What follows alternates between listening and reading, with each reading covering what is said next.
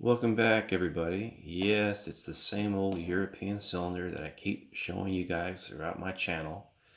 And I keep coming up with new variations of picking devices and tension wrenches for this lock and many similar keyways, which is called the AB style European cylinder, one of the most common type of cylinders out there in Europe.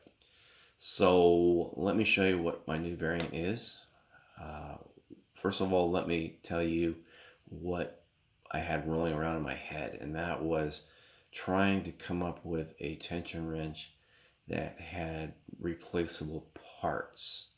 And ultimately, my thought processes were that I could help save production time and money. And one of the things was the amount of waste material that I'm having to endure because of the nature of the designs that I have. And I don't have a laser cutter. Let me stress that all my tools are handmade. I do buy some various components through AliExpress. And one of the designs I had rolling around my head was to try to come up with a tool that was universal in nature, that I can change out the insert portion only that goes into the lock. And I can make a lot of different variations of those tools, and I think ultimately I'll save a lot of time. So let me show you the first rendition of this tool.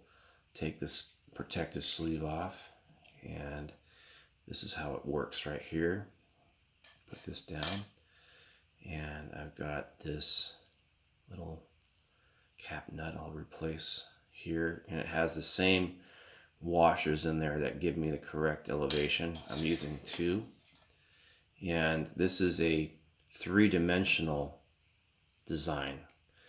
The bolt becomes what I call the Z, and this becomes the Y, and then this becomes the X by having that little tit that sticks out, and that gives you the best stability you can have that holds this tool truly 90 degrees, provided you did all your filing correctly. In this case I did, so I prevailed.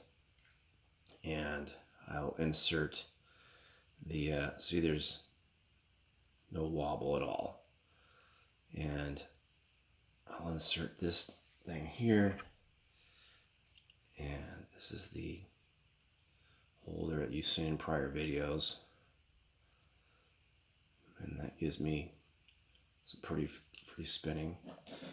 And this is a lock that has all spool pins in it, so if I were to try to pick this, it's just a case of working those spool pins down and finding the new one that pops its head open. And it looks like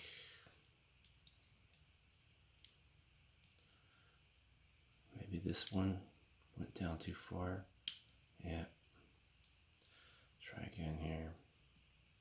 New one in the back and open. Pretty quick. And this tool freely spins, and it's moving the actuator. Pretty cool, huh? Let me know what you think in the comments.